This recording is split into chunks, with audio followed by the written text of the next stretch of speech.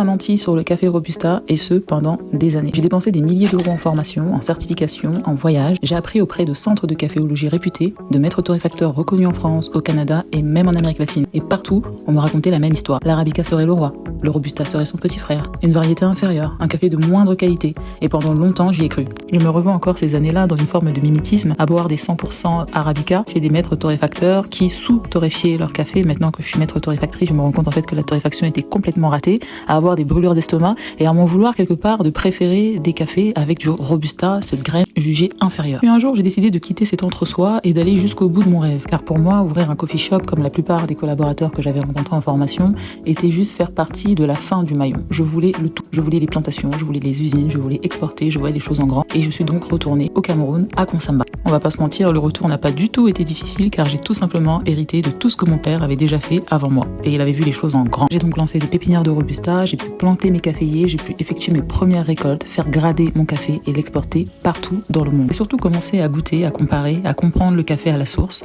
C'est à ce moment-là que j'ai réalisé que beaucoup de dogmes qu'on m'avait enseigné sur le Robusta étaient incomplets, simplifiés à l'extrême, voire complètement faux. À chaque fois que des importateurs potentiels revenaient avec les résultats d'analyse, mon Robusta était noté à plus de 80 et je réalisais que j'étais sur un Robusta de spécialité, un Robusta fin, excellent, que les gens adoraient. En 2024, j'exportais déjà des conteneurs dont la valeur au kilo dépassait celui de l'Arabica. Et c'est là où j'ai vraiment compris qu'on était un peu perdu en matière de café Robusta en Europe. Et en réalité, il n'existe pas d'espèce de café inférieur ou supérieur. Il y a tout simplement des bons et des mauvais cafés. Le plus important est de respecter les process du début jusqu'à la fin. S'il y a bien un conseil que je peux donner aux personnes qui s'intéressent au monde du café, c'est de vraiment vous faire votre propre expérience et de ne pas négliger votre palais. Ne faites pas comme moi, ne vous forcez pas à consommer du 100% Arabica parce qu'on vous a dit quelque part que c'était l'espèce supérieure par rapport au Robusta. D'ailleurs, si vous êtes un fan comme moi de notes gourmandes, la plupart des notes olfactives gourmandes sont uniquement dans le Robusta. J'ai très rarement vu sur des résultats Coffee Grader des notes de caramel, de chocolat noir, de miel, voire d'épices dans des cafés Arabica qui sont gradés. Ce sont toujours